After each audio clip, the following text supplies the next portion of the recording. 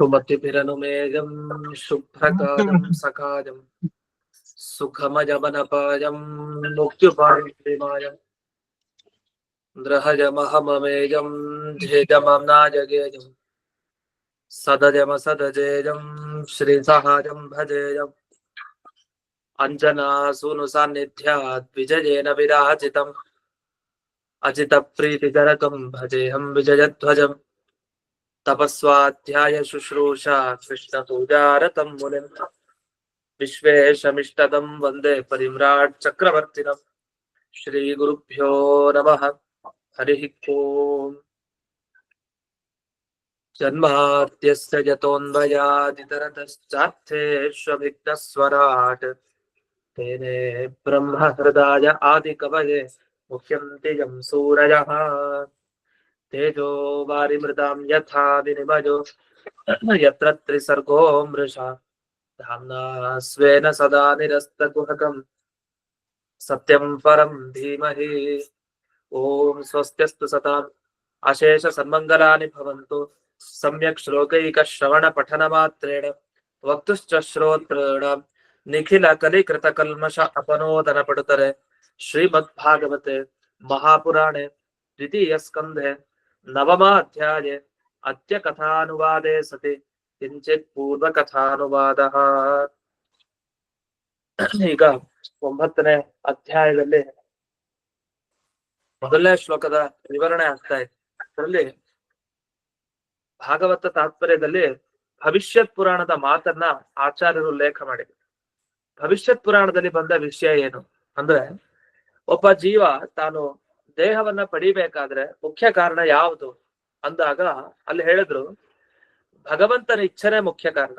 ದೇವರು ಬಯಸದ್ನ ಒಬ್ಬನಿಗೆ ದೇಹ ಬರುತ್ತೆ, ಅವನ್ ಬಯಸ್ಲಿಲ್ವಾ ದೇಹ ಬರಲ್ಲ. ಅಷ್ಟೇ ಅಲ್ಲ, ಎರಡನೇ ಕಾರಣ ಒಂದಿದೆ. ಒಂದು ಭಗವಂತ ಕಾರಣ ನಿಜ, ಅವನ ಇಚ್ಛೆ ಕಾರಣ. ಅದರ ಜೊತೆಗೆ ಎರಡನೇ ಕಾರಣ ಯಾವುದು ಅಂದ್ರೆ ಪ್ರಕೃತಿಯೇ ಕಾರಣ ಅಂತೆ. ಅಂದ್ರೆ ಸತ್ವಗುಣ, ರಜೋಗುಣ, ತಮೋಗುಣ, ಈ ಗುಣ ಬೇರೆ ಅಲ್ಲ, ಪ್ರಕೃತಿ ತತ್ವ ಬೇರೆ ಅಲ್ಲ, ಇದು ಕಾರಣ. ಹಾಗಾದ್ರೆ ಜೀವನಿಗೆ ದೇಹ ಬರ್ಲಿಕ್ಕೆ ಎರಡು ಕಾರಣ. ಒಂದು ಭಗವಂತನ ಇಚ್ಛೆ ಆದ್ರೆ, ಮತ್ತೊಂದು ಈ ಪ್ರಕೃತಿ ತತ್ವ ಅದರ ಗುಣ ಏನಿದೆ, ಸತ್ವಗುಣ, ರಜೋಗುಣ, ತಮೋಗುಣ, ಇವುಗಳು ಆ ದೇಹ ಬರ್ಲಿಕ್ಕೆ ಕಾರಣ. ಯಾವಾಗ ಈ ರಜಸ್ಸು ತಮಸ್ಸು ಎಲ್ಲ ಗುಣಗಳಿಂದ ದೇಹವನ್ನ ಪಡಿತಾನೆ ಒಬ್ಬ ಜೀವ, ಆ ಜೀವನಿಗೆ ತನ್ನದಲ್ಲ ದೇಹ. ಯಾಕೆ ನಶ್ವರ, ತನ್ನ ಜೊತೆಗೆ ಯಾವಾಗ್ಲೂ ಒಂದೇ ದೇಹ ಬರಲ್ಲ. ಜನ್ಮ ಜನ್ಮಕ್ಕೂ ಬೇರೆ ಬೇರೆ ದೇಹಗಳು ಬರ್ತಾ ಹೋಗುತ್ತೆ. ಆದ್ರೂ ನನ್ನ ದೇಹ ಅಂತ ಆ ಜೀವನಿಗೆ ಅಭಿಮಾನ ಇರುತ್ತಂತ. ಯಾಕೆ? ಅವನು ಮಾಡಿದ ಪುಣ್ಯಕರ್ಮ, ಅವನು ಮಾಡಿದ ಪಾಪಕರ್ಮ ಯಾವುದೋ ಒಂದ್ರಿಂದ ಅವನಿಗೆ ಈ ದೇಹ ಬಂದಿರುತ್ತೆ. ಆ ದೇಹದ ಮೇಲೆ ಅತಿಯಾದ ಮಮತೆ, ಇದು ನಂದು ಅಂತ ಭಾರಿ ಅಭಿಮಾನ. ವಸ್ತುತಃ ಅದು ಅವಂದಲ್ಲ, ಅದು ಆ ಕಾಲಕ್ಕೆ ಆಯಾಯ ಕಾಲಕ್ಕೆ ಅವನ ಸಾಧನೆಗೋಸ್ಕರ ದೇವರೇ ಒಂದು ದೇಹ ಕೊಟ್ಟಿರ್ತಾನಷ್ಟೆ. ಆ ದೇಹ ಅವನಿಗೆ ಯಾವುದಕ್ಕೂ ಉಪಯೋಗಕ್ಕೆ ಬರಲ್ಲ. ಆಮೇಲೆ ಸ್ವಲ್ಪ ದಿವಸ ಅದು ಎಲ್ಲಿವರೆಗೂ ಅದು ಜೀರ್ಣ ಆಗೋದಿಲ್ವೋ ಅಲ್ಲಿವರೆಗೆ, ಜೀರ್ಣ ಆದ್ಮೇಲೆ ಹೋಗ್ತಾ ಹೋಗ್ತಾ ಕೊನೆಗೆ ಆ ದೇಹ ಹೋಗ್ಲೇಬೇಕು. ಆದ್ರೆ ಜೀವ ಮಾತ್ರ ಇನ್ನೊಂದು ದೇಹ ಪಡಿಲಿಕ್ಕೆ ಮತ್ತೆ ಉತ್ಸಾಹದಿಂದ ಹೋಗ್ಬೇಕಂತೆ. ಅದು ವಸ್ತುತಃ ಹೇಳೋದು ತುಂಬಾ ಸುಲಭ, ಆದ್ರೆ ಅನುಭವಿಸೋದು ತುಂಬಾ ಕಷ್ಟ. ಯಾಕೆಂದ್ರೆ ದೇಹವನ್ನ ಕಳ್ಕೊಳ್ತಾರೆ ಒಬ್ಬ ಜೀವ ಅಂದ್ರೆ ಆ ಜೀವನಿಗೆ ತುಂಬಾ ದುಃಖ ಮೊದಲೇ ಇರುತ್ತೆ.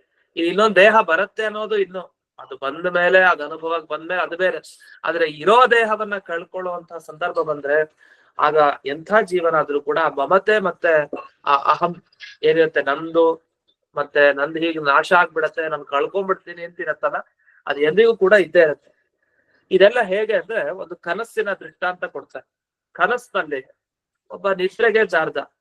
ನಿದ್ರೆ ಅಂತಂದ್ರೆ ಇಲ್ಲಿ ಒಂದು ಅರ್ಥ ಹೇಳ್ತಾರೆ. ನಿದ್ರಾ ಅಂದ್ರೆ ಏನು ಅಂತ, ಯಾವ್ದನ್ನ ನಿದ್ರೆ ಅಂತ ಕರಿತೀವಿ ಅಂದ್ರೆ ಬಾಹ್ಯ ಇಂದ್ರಿಯ ವ್ಯಾಪಾರ ಉಪರಮಃ ನಿದ್ರಾ ಅಂತ ಹೇಳ್ತಾರೆ. ಅಂದ್ರೆ ಹೊರಗಿನ ಇಂದ್ರಿಯಗಳ ಕೆಲಸ ನಿಲ್ತು ಅಂತ ಆದ್ರೆ ಅದು ನಿದ್ರಾ ಅಂತ ಅನಿಸ್ಕೊಳತ್ತಂತೆ. ಹೊರಗಿನ ಇಂದ್ರಿಯ ಅಂದ್ರೆ ಕಣ್ಣು, ಕಿವಿ, ಮೂಗು ಎಲ್ಲ. ಮೂಗು ಅಂತಂದ್ರೆ ಈಗ ಉಸಿರಾಟ ಆಗ್ತಾ ಇರತ್ತೆ, ಅದ್ ಬೇರೆ ವಿಷಯ. ಆದ್ರೆ ಹೊರಗಿನ ಪದಾರ್ಥಗಳು ಮುಂದೆ ಅವನಿಗೆ ಸ್ವೀಟ್ ಇಟ್ರು, ಯಾವುದೇ ಒಂದು ಸುಗಂಧ ಭರಿತವಾದ ವಸ್ತು ಇಟ್ರು, ಆ ಮಲ್ಕೊಂಡಿದ್ದ ಮೂಗಿನಿಂದ ಅವನಿಗೆ ಅದು ಅನುಭವ ಆಗಲ್ಲ, ಏನೇ ಅದು ಅನುಭವ ಆಗಲ್ಲ, ಯಾಕೆ ನಿದ್ದೆ ಮಾಡ್ತಾ ಇದ್ದ. ಹಾಗಾದ್ರೆ ನಿದ್ರಾ ಅಂದ್ರೆ ಬಾಹ್ಯ ಇಂದ್ರಿಯ, ಹೊರಗಿನ ಇಂದ್ರಿಯಗಳು, ಕಣ್ಣು ಕಿವಿ ಮುಂತಾದ ಆ ಎಲ್ಲ ಇಂದ್ರಿಯಗಳ ವ್ಯಾಪಾರ ಕೆಲಸ ಇಲ್ಲದೆ ಇರೋದು, ಅದನ್ನ ನಿದ್ರೆ ಅಂತ ಕರೀತಾರೆ. ಯಾವ ಅವಸ್ಥೆಯಲ್ಲಿ ಇದೆಲ್ಲ ಇಲ್ವೋ ಅದು ನಿದ್ರೆ. ಆದ್ರೆ ಒಂದು ಮಾತ್ರ ನಿದ್ರೆ ಜಾರಿರಲ್ಲ, ಯಾಕಂದ್ರೆ ಕನಸು ಬೀಳ್ಬೇಕಲ್ಲ. ಕನಸು ಅಂತಂದ್ರೆ ಆ ಕನಸಿನಲ್ಲಿ ನಾವು ಅನೇಕ ವಸ್ತುಗಳನ್ನು ಕಾಣ್ತೀವಿ. ಅಲ್ಲಿ ಸ್ವರ್ಗವನ್ನು ಕಾಣ್ಬೋದು ಕನಸಿನಲ್ಲಿ, ಅನೇಕ ವಿಚಿತ್ರ ವಸ್ತುಗಳನ್ನು ಕಾಣ್ಬೋದು ಕನಸಿನಲ್ಲಿ. ಅದೆಲ್ಲ ನೋಡೋದು ಯಾವ ಇಂದ್ರಿಯದಿಂದ? ಕಣ್ಣಿಂದ ನೋಡಲ್ಲ. ಕನಸಿನಲ್ಲಿ ಒಂದು ಆನೆಯನ್ನು ನೋಡಿದ್ವಿ ಅಂತ ಇಟ್ಕೊಳ್ಳಿ, ಅಥವಾ ಕನಸಿನಲ್ಲಿ ನಮ್ಮನ್ನ ನಾವೇ ನೋಡ್ತಾ ಇದೀವಿ, ನಾವೆಲ್ಲೋ ಹೋಗ್ತಾ ಇದೀವಿ ಕನಸಿನಲ್ಲಿ, ನಮ್ಮನ್ನ ನಾವು ನೋಡ್ತಾ ಇದೀವಿ. ನಮ್ಮನ್ನ ನಾವು ನೋಡ್ಬೇಕು ಅಂದ್ರೆ ಕಣ್ಣಿನಿಂದ ನೋಡಿದ್ವ ನಮ್ಮನ್ನ? ನಿಜವಾಗಿ ಇಲ್ಲ. ಯಾಕೆ ಅಂದ್ರೆ ನಮ್ ಕಣ್ಣಿಂದ ನಮ್ಮನ್ನ ಹೆಂಗ್ ನೋಡ್ಲಿಕ್ಕೆ ಸಾಧ್ಯ? ಕನ್ನಡಿ ಮುಂದೆ ನಿಂತ್ರೆ ಅದು ನಮ್ಮ ಪ್ರತಿಕೃತಿಯನ್ನು ನಾವು ನೋಡ್ಬೋದು, ಅದ್ ಬೇರೆ. ಮತ್ತೆ ನಮ್ಮ ದೇಹ, ನಮ್ಮ ಕೈ ಕಾಲು ನಮ್ಮ ಕಣ್ಣಿನಿಂದ ನೋಡ್ಬೋದು, ನಮ್ಮ ಕಣ್ಣನ್ನೇ ನಮ್ಮ ಕಣ್ಣಿಂದ ಹೇಗ್ ನೋಡೋದು? ಅದು ಅಸಾಧ್ಯವಾದ ಮಾತು. ಹಾಗಾದ್ರೆ ಕನಸಿನಲ್ಲಿ ನಾವು ನೋಡುವಂತಹ ವಸ್ತುಗಳು ಅಂದ್ರೆ ಏನರ್ಥ? ಯಾವ್ದನ್ನ ನೋಡ್ತೀವಿ ಅಂದ್ರೆ, ಕಣ್ಣಂತೂ ತನ್ನ ಕೆಲಸ ವ್ಯಾಪಾರದಿಂದ ಅದು ವಿಶ್ರಾಂತಿಯನ್ನ ಪಡೆದಿದೆ, ಅದಕ್ಕೆ ಸುಸ್ತಾಗಿದೆ, ಮಲ್ಕೊಂಡ್ಬಿಡಿದೆ, ಕಣ್ಣು ಮಲಗಿದೆ, ಅದು ಕಣ್ ಮುಚ್ಚಿರೋದು. ಕಣ್ ಮುಚ್ಚಿದಾಗ ಬರೋದು ಸ್ವಪ್ನ, ಕನಸು. ಹಾಗಾದ್ರೆ ಯಾವ ಇಂದ್ರಿಯದಿಂದ ನೋಡ್ತೀವಿ ಅಂದ್ರೆ, ಸ್ವಪ್ನೆ ಮನಸಃ ಉಪರಮಾಭಾವ, ಅದ್ ನೋಡೋದು ಮನಸ್ಸಿನಿಂದ ಆಗ್ತದೆ ಕನಸಿನಲ್ಲಿ. ಇದನ್ನೆಲ್ಲ ನಾವು ನ್ಯಾಯಸುಧಾ ಪಾಠದಲ್ಲಿ ಕೇಳಿದೆ ವಿಶೇಷವಾಗಿ ಇದ್ರ ಬಗ್ಗೆ. ಅಂತೂ ಮನಸ್ಸಿನಿಂದ ಕನಸಿನಲ್ಲಿ ನಾವು ಪದಾರ್ಥಗಳನ್ನ ನೋಡೋದು, ಅನುಭವಿಸೋದು. ಹಾಗಾಗಿ ಈ ನಿದ್ರಾ ಅನ್ನೋ ಶಬ್ದಕ್ಕೆ, ಈ ಭವಿಷ್ಯತ್ ಪುರಾಣದಲ್ಲಿ ನಿದ್ರೆ ಅನ್ನೋ ಶಬ್ದ ಏನ್ ಬಂದಿದೆ, ಇದಕ್ಕೆ ಏನರ್ಥ? ಮನಸ್ಸನ್ನ ಬಿಟ್ಟು ಬೇರೆ ಇಂದ್ರಿಯಗಳು, ಹೊರಗಿನ ಇಂದ್ರಿಯಗಳು ತಮ್ಮ ವ್ಯಾಪಾರವನ್ನ ಮಾಡದೇ ಇದ್ರೆ ಅದಕ್ಕೆ ನಿದ್ರಾ ಅಂದ್ರೆ ಕನಸಿನ ಅವಸ್ಥೆ ಅಂತ ಕರೀತಾರೆ. ಸರಿ, ಆ ಕನಸು ಬೀಳ್ಬೇಕಾದ್ರೆ ಏನೇನ್ ಬೇಕು? ಮನುಷ್ಯನಲ್ಲೇ ಒಂದು ವಿಕಾರ ಆಗತ್ತಂತೆ. ಏನ್ ವಿಕಾರ ಆಗೋದು ಅಂದ್ರೆ, ಈ ರಜಗುಣ, ತಮೋ ಗುಣ, ಎಲ್ಲ ಗುಣಗಳಿರುತ್ತಲ್ಲ, ಈ ಗುಣಗಳಿಂದಲೂ ಕೂಡ ಕನಸಿನಲ್ಲಿ ಏನೇನೋ ತೋರುತ್ತಂತೆ. ಕೆಲವುದು ಕೆಟ್ಟದ್ದು ತೋರ್ಬಹುದು ಕೆಲವು ಸಲಿ ಕನಸಿನಲ್ಲಿ, ಕೆಲವು ಸಲಿ ಒಳ್ಳೇದು, ಕೆಲವು ಸಲಿ ಎರಡೂ ತರ ತೋರ್ಬೋದು. ಇದಕ್ಕೆಲ್ಲ ಕಾರಣ ಏನು? ಆ ಪ್ರಕೃತಿಯಿಂದಲೇ ಆ ಜೀವ ತಾನು ನಿದ್ರಾ ಕಾಮಾದ್ಯ ಭಾವೇನ, ಅಂದ್ರೆ ಈ ಕಾಮನೆಗಳು ಮತ್ತೆ ಹೊರಗಿನ ವಿಷಯ ಪದಾರ್ಥಗಳ ಅನುಭವ ಯಾವುದು ಇರಲ್ಲ ಆಗ. ಆದ್ರೂ ಅವನು ಅದನ್ನ ನೋಡ್ತಾ ಇರ್ತಾನೆ. ಅದ್ ಹೇಗ್ ಸಾಧ್ಯ? ಸಂಸ್ಕಾರ ಇರುತ್ತೆ ಅಂತ ಅರ್ಥ. ಸಂಸ್ಕಾರದಿಂದ ನೋಡ್ತಾ ಇರ್ತಾನೆ. ಅಂತೂ ನಿದ್ರಾ ಕಾಮಾದ್ಯ ಭಾವೇನ, ಕಾಮಾದ್ಯ ಭಾವೇನ ಅಂತ ಮಾಡ್ಕೊಂಡ್ರೆ ಪಾಠ ಚೆನ್ನಾಗಿರುತ್ತೆ. ಯಾಕೆ? ಕಾಮಾದ್ಯ, ಕಾಮನೆ ಮೊದಲಾದವುಗಳು ಇದ್ದಾಗಲೇ ಆ ಕನಸಿನಲ್ಲಿ ಅಂತಹ ಪದಾರ್ಥಗಳ ದರ್ಶನ ಆಗೋದು. ಹೀಗೆ ನಿದ್ರಾ ಕಾಮಾದ್ಯ ಭಾವೇನ ತದ್ವದ್ದೇಹಕ್ವ ತಾನ್ವಿನ, ಅವುಗಳೆಲ್ಲ ಇಲ್ಲದೆ ಹೋದ್ರೆ ಈ ದೇಹದಲ್ಲಿ ಮನಸ್ಸಿನಿಂದ ಕನಸಿನಲ್ಲಿ ಪದಾರ್ಥಗಳನ್ನ ನೋಡ್ಲಿಕ್ಕೆ ಸಾಧ್ಯ ಆಗೋದಿಲ್ಲ. ಇಷ್ಟೆಲ್ಲ ಆದ್ಮೇಲೆ ಇನ್ನೊಂದು 2-3 ಸಾಲಿನಲ್ಲಿ ಒಟ್ಟಾಗಿ ಒಂದು 3 ಭಾಗವತದ ಪದ್ಯಗಳ ಅರ್ಥವನ್ನ ಮಧ್ವಾಚಾರ್ಯ ತಿಳಿಸಿದ್ದಾರೆ. ಅದು ಮುಂದೆ ಶ್ಲೋಕ ಬಂದಾಗ ಇನ್ನೂ ಸ್ಪಷ್ಟ ಆಗತ್ತೆ ನಮ್ಗೆ. ಅಂತೂ ಇದರ ಅರ್ಥವನ್ನು ಈಗಲೇ ನೋಡೋಣ. ಮಾನುಷಾದಿರಿವಾ ಭಾತಿ ನಿತ್ಯ ಚೈತನ್ಯ ರೂಪವಾನ್. ವಸ್ತುತಃ ಜೀವನಿಗೆ ದೇಹ ಎಲ್ಲ ನಶ್ವರ, ಅದು ಜೊತೆಗೆ ಯಾವತ್ತೂ ಇರಲ್ಲ, ಒಂದ್ ದಿವಸ ಹೋಗ್ಬೇಕು. ಆದ್ರೆ ಇಂಥ ಜೀವನಿಗೆ ಅನೇಕ ರೂಪ ಇದೆ ಅಂತ ಅವನ್ಗೆ ಅನಿಸ್ಲಿಕ್ಕೆ ಶುರುವಾಗತ್ತಂತೆ. ಕೆಲವು ಸಲ ಅವನು ಈ ಕೆಟ್ಟ ಪ್ರಾಣಿಗಳ ಜನ್ಮವನ್ನ ಪಡಿತಾನೆ, ಕೀಟ ಜನ್ಮ ಪಡಿತಾನೆ, ಮನುಷ್ಯ ಜನ್ಮ ಪಡಿತಾನೆ, ವೈಷ್ಣವ ಜನ್ಮ ಪಡಿತಾನೆ, ದೇವತೆ ಜನ್ಮನೂ ಪಡಿಬೋದಂತೆ ಅವನ ಸಾಧನೆಯಿಂದ, ಅವನ ಯೋಗ್ಯತೆಗೆ ತಕ್ಕ ಹಾಗೆ. ಅಷ್ಟೆಲ್ಲ ಪಡೆದಾಗದು ಅವ್ರಿಗೇನ್ ಅನ್ಸತ್ತೆ ಅಂದ್ರೆ, ನನಗೆ ಅನೇಕ ರೂಪಗಳಿದೆ ಅನ್ನೋ ಅಭಿಮಾನ ಮಾತ್ರ ಹಾಗೆ ಇರ್ತದೆ. ಆ ಅಭಿಮಾನವನ್ನ ಯಾವಾಗ ಅವನು ಕಳ್ಕೊಳ್ತಾನೆ ಅಂದ್ರೆ, ತನ್ನ ಸ್ವರೂಪದ ಬಗ್ಗೆ ಚೆನ್ನಾಗಿ ತಿಳ್ಕೊಳ್ತಾನೆ, ಓ ನಾನ್ ಬೇರೆ, ನನ್ನ ಈ ದೇಹ ಬೇರೆ, ನಾನು ದೇಹ ಒಂದೇ ಅಲ್ಲ, ದೇಹ ಯಾವತ್ತೂ ನಶ್ವರ, ನಾನ್ ಮಾತ್ರ ಯಾವತ್ತೂ ಇರ್ತೀನಿ, ಜೀವ ಯಾವತ್ತೂ ಇದ್ದೇ ಇರ್ತಾನೆ. ಆದ್ರೆ ಅವನಿಗೆ ಸಂಬಂಧ ಆಗುವಂತ ಆ ದೇಹ ಅದು ಯಾವತ್ತೂ ನಿತ್ಯ ಅಲ್ಲ, ಅದು ಯಾವಾಗ್ಲೂ ಇರಲ್ಲ, ಬಂದು ಹೋಗುತ್ತೆ. ಒಂದ್ಸಲಿ ಬರುತ್ತೆ, ಮತ್ತೆ ದೇಹ ಹೋಗತ್ತೆ, ಅದು ಒಂದಿಷ್ಟು ವರ್ಷ ಆಮೇಲೆ ದೇಹ ಬರುತ್ತೆ, ಮತ್ತೆ ಇನ್ನೊಂದ್ ದೇಹ ಹೋಗುತ್ತೆ. ಈ ರೀತಿ ಒಂದೊಂದು ಬರೋದು ಹೋಗೋದು, ಈ ತರ ಆಗ್ತಾ ಇರುತ್ತೆ. ವಾಸುದೇವ ಪ್ರಸಾದೇನ ತದಾ ಮುಕ್ತೋ ಭವತಿ. ಸೊ ಹೀಗೆಲ್ಲ ಆಗ್ಬೇಕಾದ್ರೆ ಕೊನೆಗೆ ಯಾರ ಅನುಗ್ರಹದಿಂದ ಆ ಜೀವ ತಾನು ಮುಕ್ತಿಯನ್ನ ಪಡಿತಾನೆ ಅಂದ್ರೆ, ವಾಸುದೇವ ಪರಮಾತ್ಮನ ಅನುಗ್ರಹದಿಂದಲೇ ಆ ಜೀವನಿಗೆ ಮುಕ್ತಿ ಅಂತ. ಇಷ್ಟು ಭವಿಷ್ಯತ್ ಪುರಾಣದಲ್ಲಿ ಮಧ್ವಾಚಾರ್ಯರು ತಾವು ವಿವರಿಸಿದ ವಿಷಯ, ಆ ವಾಕ್ಯವನ್ನು ತಗೊಂಡು. ಈಗ ಯಾದುಪತ್ಯ ಟಿಪ್ಪಣಿಯಲ್ಲಿ ಬರುವಂತ ಕೆಲವು ವಿಶೇಷ ವಿಚಾರಗಳು. ಅದರಲ್ಲಿ ಈ ಶ್ಲೋಕಗಳ ಒಟ್ಟು ಅಭಿಪ್ರಾಯ ಹೇಳ್ತಾರೆ. ತುಂಬಾ ಕಷ್ಟ. ಈ ನವಮ ಅಧ್ಯಾಯ 10ನೇ ಅಧ್ಯಾಯ ಮುಂದೇನು ಬರ್ತಾ ಇದೆ, ಇದರಲ್ಲಿ ಈ ಹಿಂದೆನೆ 2ನೇ ಸ್ಕಂದ ಭಾಗವತ ಅಂದ್ರೆ ಸ್ವಲ್ಪ ಕಷ್ಟನೇ.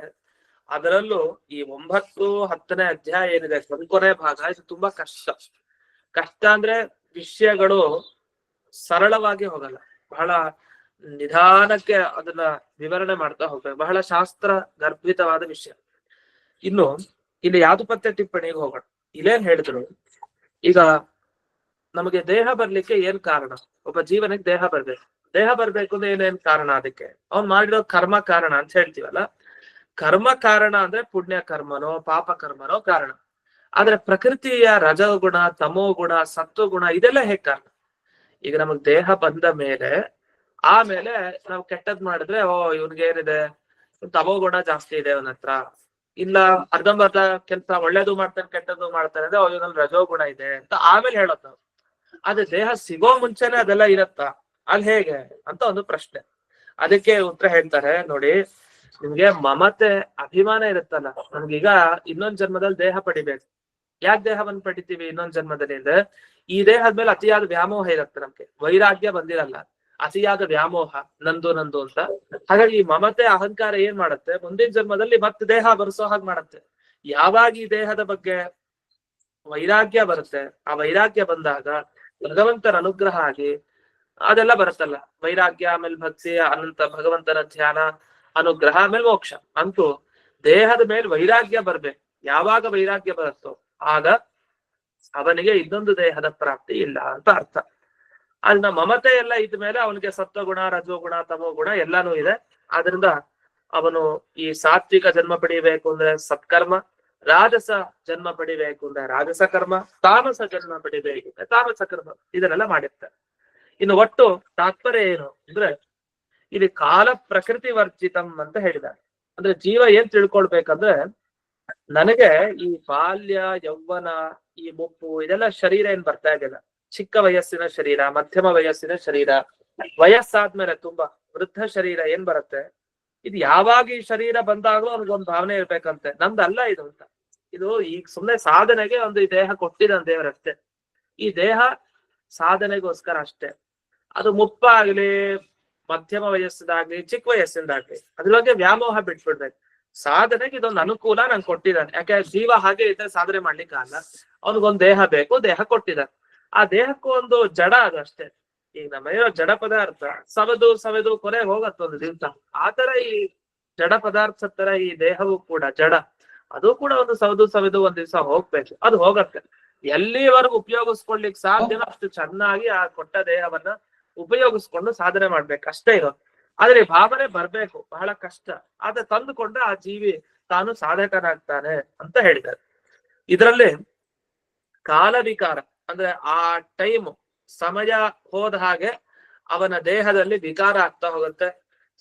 ಅವನ ಕೂದಲಲ್ಲಾಗಬಹುದು, ಪ್ರತಿಯೊಂದು ಕೂಡ ವಿಕಾರ ಆಗಿ ದೇಹ ಎಲ್ಲ ಮುಪ್ಪುತನ ಆವರಿಸ್ಕೊಂಡ್ಬಿಡುತ್ತೆ ಆ ದೇಹದಲ್ಲಿ.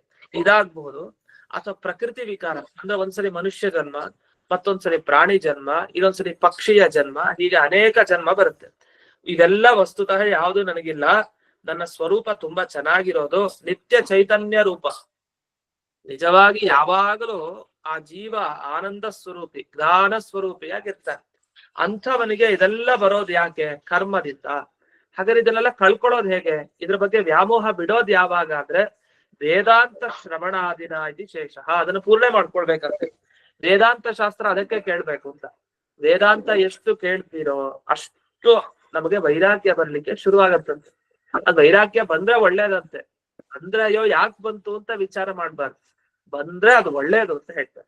ಅವಾಗ್ಲೇ ಸ್ವಲ್ಪ ನಮ್ಮ ದೇಹದ ಬಗ್ಗೆ ಅಭಿಮಾನ ಹೋದಾಗ ಜಾಸ್ತಿ ಯೋಚನೆ ಮಾಡಲ್ಲ, ಅವಾಗ ದುಃಖ ಪಡಲ್ಲ ಜಾಸ್ತಿ. ಯಾವಾಗ ವೈರಾಗ್ಯ ಎಷ್ಟು ಚೆನ್ನಾಗಿರುತ್ತೋ ಅಷ್ಟು ದುಃಖಕ್ಕೆ ಅವಕಾಶನೇ ಇಲ್ಲ. ಯಾಕಂದ್ರೆ ಇದು ದೇಹದ ಬಗ್ಗೆ ಚೆನ್ನಾಗಿ ಜ್ಞಾನ ಇರುತ್ತಲ್ಲ. ಈ ಉಪದೇಶ ಎಷ್ಟು ಕೆಲಸ ಮಾಡ್ತು ಅಂದ್ರೆ ಪರೀಕ್ಷಿತ್ ರಾಜನಿಗೆ, ಅವನಿಗೆ ಬಂದು ಆ ತಕ್ಷಕ ಬಂದು ಕಚ್ಚಿದ್ರು, ಆಮೇಲೆ ಆರಾಮಾಗಿ ಒಂದ್ ದೇಹ ತ್ಯಾಗ ಮಾಡ್ದ, ಯಾವುದೇ ಚಿಂತೆ ಇಲ್ಲ, ಆರಾಮ್ ಭಗವಂತನ ಧ್ಯಾನ ಮಾಡಿ ತನ್ನ ದೇಹ ಬಿಟ್ಟ ಹೊರಟ. ಅವನು ಒಳ್ಳೆ ಗತಿಯನ್ನ ಪಡೆದ. ಆದ್ರೆ ಆ ಟೈಮ್ ನಲ್ಲಿ ಬರ್ಬೇಕಲ್ಲ, ಅದಕ್ಕೆ ಇಷ್ಟೆಲ್ಲ ಉಪದೇಶ ಕೇಳಿ ಕೊನೆಗೆ ಅದ್ ಬರುತ್ತೆ. ಅಂತೂ ವೇದಾಂತ ಶ್ರವಣ ಮಾಡ್ಬೇಕು ಅಂತ. ವೇದಾಂತ ಶ್ರವಣ ಆದ್ರೆ ಈ ಪುರಾಣ ಶ್ರವಣ ಆಗ್ಬಹುದು, ಇತಿಹಾಸ ಕೇಳ್ಬೋದು, ಮಹಾಭಾರತ ಪುರಾಣಗಳು ಮತ್ತೆ ಉಪನಿಷತ್ತುಗಳು, ವೇದ ಮಂತ್ರಗಳು, ಇದರ ಅರ್ಥನೆಲ್ಲ ಕೇಳ್ತಾ ಇರ್ಬೇಕು. ಬಟ್ ಶಾಸ್ತ್ರ ಶ್ರವಣ ಅಂತ ತಾತ್ಪರ್ಯ. ಇದನ್ನ ಕೇಳಿ ಕೇಳಿ ಅದು ಬರುತ್ತೆ ಅಂತ. ಇಷ್ಟು ಇಲ್ಲಿ ಈ ಶ್ಲೋಕದ ಕೆಲವು ಪದಗಳಿಗೆ ವಿಶೇಷವಾಗಿ ಇಲ್ಲಿ ವಿವರಣೆಯನ್ನು ಮಾಡಿದ್ದಾರೆ. ಇದಾದ್ಮೇಲೆ ಈ ಕನಸಿನಲ್ಲಿ ಅನೇಕ ಪದಾರ್ಥಗಳನ್ನ ಕಾಣ್ತಾರಲ್ಲ. ಕನಸಿನಲ್ಲಿ ತಾನೆಲ್ಲೋ ಒಂದು ವಿಮಾನದ ಮೇಲೆ ಕೂತ್ಕೊಂಡು ಹೋಗ್ತಾ ಇದ್ದಾನೆ, ಅಂದ್ರೆ ಯಾವ್ದೊಂದು ಫ್ಲೈಟ್ ಮೇಲೆ ಕೂತ್ಕೊಂಡ್ಬಿಟ್ಟಿದ್ದಾನೆ, ಫ್ಲೈಟ್ ಒಳಗಡೆ ಇಲ್ಲ, ಅದ್ರ ಮೇಲೆ ಕೂತ್ಕೊಂಡು ಹೋಗ್ತಾ ಇದ್ದಾನೆ. ಈ ತರ ಎಲ್ಲ ಒಂದು ಕಾಮನೆ ಇರುತ್ತೆ, ಅಲ್ಲಿ ಹೋಗ್ಬೇಕು ಇಲ್ಲಿ ಹೋಗ್ಬೇಕು ಅಂತ ಬಹಳ ಕಾಮನೆ ಇರುತ್ತೆ. ಸಾಮಾನ್ಯವಾಗಿ ಕನಸು ಬೀಳೋದು ಈ ಕಾಮ್ಯ ಕರ್ಮಿಗಳಿಗೆ ಜಾಸ್ತಿ ಇರುತ್ತೆ. ಚೆನ್ನಾಗಿ ಬಯಸ್ತಾರಲ್ಲ, ತುಂಬಾ ಆಸೆ ಇರೋ ಜಾಸ್ತಿ ಇರ್ತಾರಲ್ಲ, ಅತಿಯಾದ ಆಸೆ ಇರುವಂತಹ ಜನರಿಗೆ ಈ ಕನಸು ಜಾಸ್ತಿ ಬೀಳತ್ತಂತೆ. ಈ ನಿಷ್ಕಾಮ ಕರ್ಮ ಮಾಡ್ತಾ ಏನು ಬೇಡ ಅನ್ನೋ ತರ ಇರ್ತಾರಲ್ಲ, ಅಂಥವ್ರಿಗೆ ಜೀವನದಲ್ಲಿ ಯಾವಾಗ್ಲೂ ಒಮ್ಮೊಮ್ಮೆ ಕನಸು ಬೀಳತ್ತಂತ ಅಷ್ಟೇ. ಅದಕ್ಕೆ ಕಾಮ್ಯ ಕರ್ಮ ಕರ್ತೃಣಾಂ ಅನುಭವ ಸಿದ್ಧಂ. ಈ ಸ್ವಪ್ನದಲ್ಲಿ ಕಾಣಿಸುವಂತಹ ಪದಾರ್ಥ ತಾವು ಈ ಕಾಮ್ಯ ಕರ್ಮ, ನನಗಿದು ಬೇಕು ಅದು ಬೇಕು ಅಂತ ಯಾರು ಕಾಮನೆಯಿಂದ ಕೆಲಸವನ್ನ ಮಾಡ್ತಾರೆ ಅಂಥವರಿಗೆ ಅವರವರ ಕರ್ಮಾನುಸಾರ ಅವರವರು ಬಯಸೋ ಅನುಸಾರ ಆ ಕನಸಿನಲ್ಲಿ ಅಂತಹ ಪದಾರ್ಥಗಳು ಕಾಣುತ್ತಂತೆ. ಅಂತೂ ಇಷ್ಟು ಇಲ್ಲಿ ವಿಶೇಷವಾಗಿ ಈ ಶ್ಲೋಕದಲ್ಲಿ ವಿವರಣೆಯನ್ನು ಮಾಡಿದ್ದಾರೆ. ಇನ್ನು ಮುಂದಕ್ಕೆ ಹೋಗೋಣ. 2ನೇ ಶ್ಲೋಕ. ಬಹುರೂಪ ಇವಾ ಭಾತಿ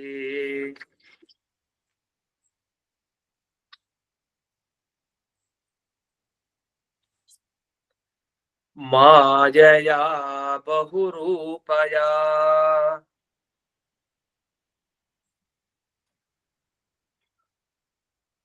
ರಮಮಾಣೋ ಗುಣೇಶ್ವಸ್ಯ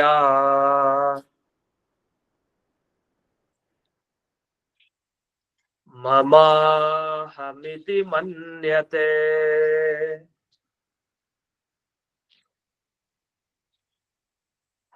ಈಗಾಗಲೇ ಶ್ಲೋಕದ ಅರ್ಥವನ್ನ ಹೇಳಾಗಿದೆ ವಸ್ತುತಃ.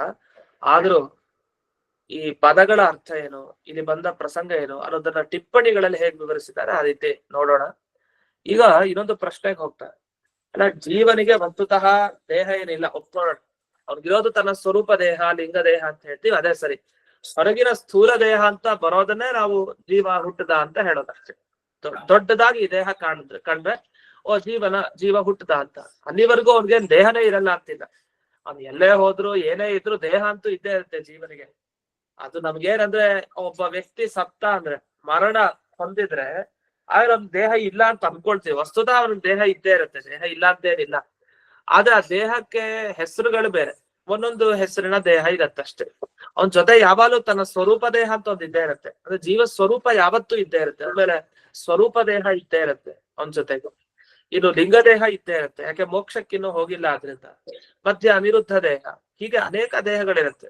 ಆ ದೇಹಗಳಲ್ಲಿ ಸ್ಥೂಲ ದೇಹ ಇಲ್ಲ, ಹೊರಟೋದ ಅಂತ ನಾವ್ ಅನ್ಕೊಳ್ತಾ ಇರ್ತೀವಿ ಅಷ್ಟೇ. ಒಬ್ಬ ವ್ಯಕ್ತಿ ಸತ್ತಾಗ ಅಯ್ಯೋ ಇವನು ದೇಹ ಇಲ್ಲ, ಅವ್ನು ಮುಗೀತು ಇವನ್ ಕಥೆ ಅಂತ ಅನ್ಕೊಂಡಿರ್ತೀವಿ.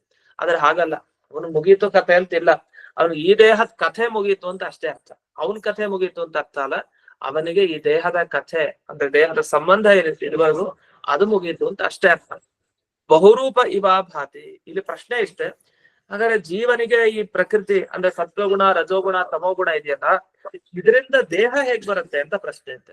ಯಾಕೆಂದ್ರೆ ಈಗ ಮಣ್ಣಿನಿಂದ ಮಡಿಕೆ ಮಾಡ್ತಾರೆ, ದಾರಗಳನ್ನ ಸೇರಿಸ್ಕೊಂಡು ಬಟ್ಟೆಯನ್ನ ಮಾಡ್ತಾರೆ, ಒಂದೊಂದ್ರಿಂದ ಒಂದೊಂದ್ ಮಾಡ್ತಾರೆ ನಿಜ. ಆದ್ರೆ ಈ ರಜೋಗುಣ ತಮೋಗುಣ ಇದನ್ನೆಲ್ಲ ಇಟ್ಕೊಂಡು ದೇಹ ಮಾಡ್ಲಿಕ್ಕೆ ಬರುತ್ತ, ಅದ್ಯಾರು ಮಾಡ್ತಾರೆ ಅಂತ ಪ್ರಶ್ನೆ. ಯಾಕಂದ್ರೆ ದೇಹಕ್ಕೆ ಕಾರಣ ಏನು?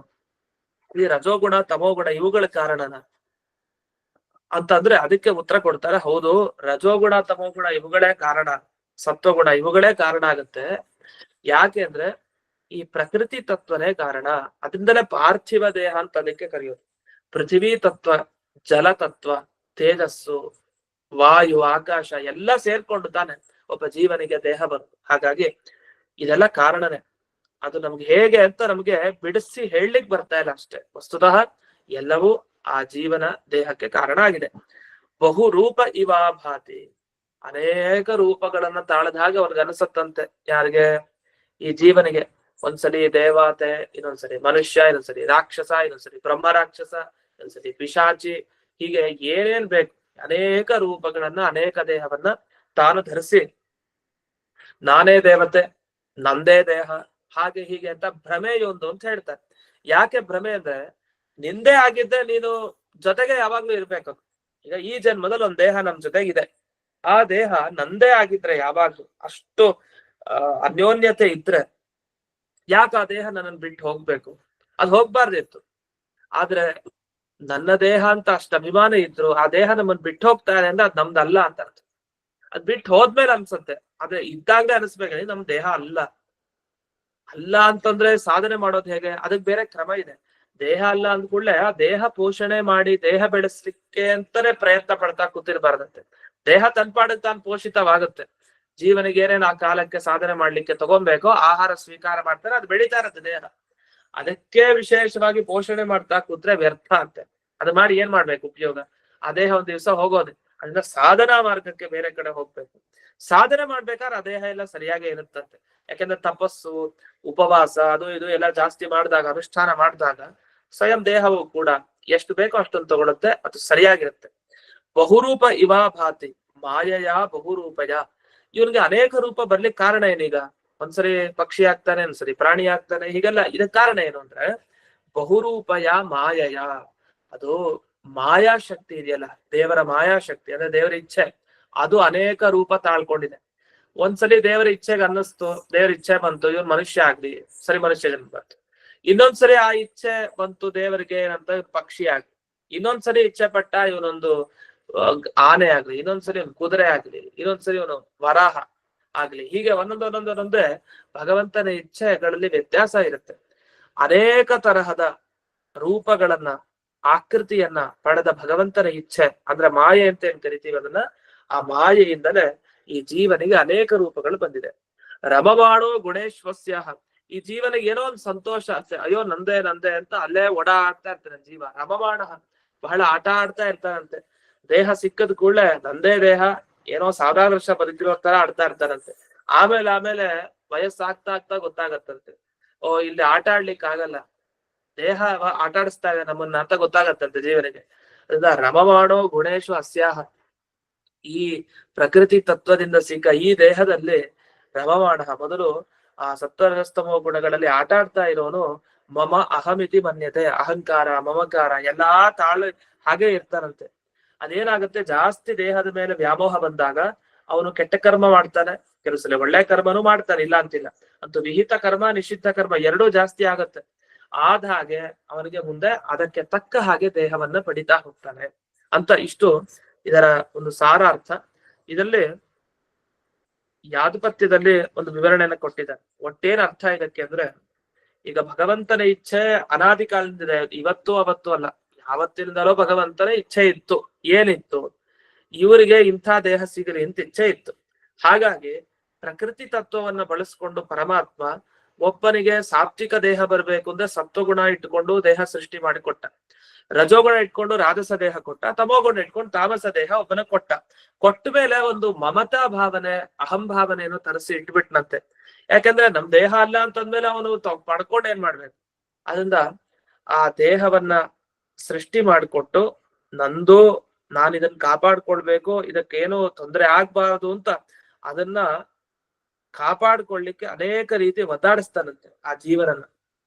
ಈ ತರ ಎಲ್ಲ ಈ ಶ್ಲೋಕದ ಅಭಿಪ್ರಾಯ ಇದೆ. ಅದರಲ್ಲೂ ಕೂಡ ವಿಜಯಧ್ವಜ ತೀರ್ಥರು ಇದರಲ್ಲೇ ಒಂದು ವಿವರಣೆ ಮಾಡ್ತಾರೆ.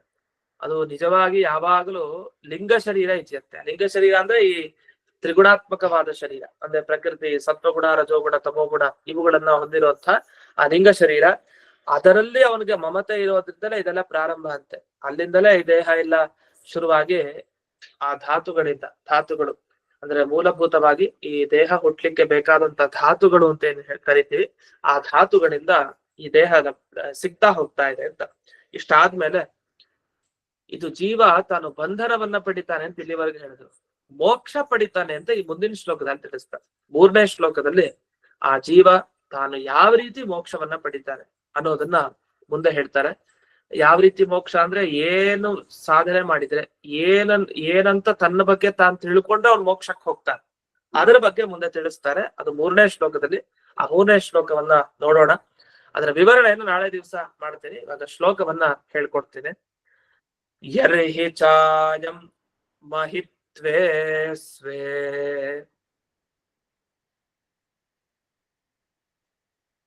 ಪರಸ್ಮಿನ್ ಕಾಲಮಾಯಯೋಃ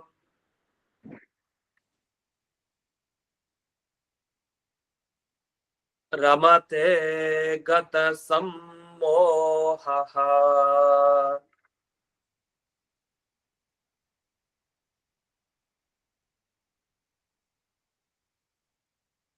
ತ್ಯಕ್ತೋದಾಸ್ತೆ ತದೋ ಭಯಂ.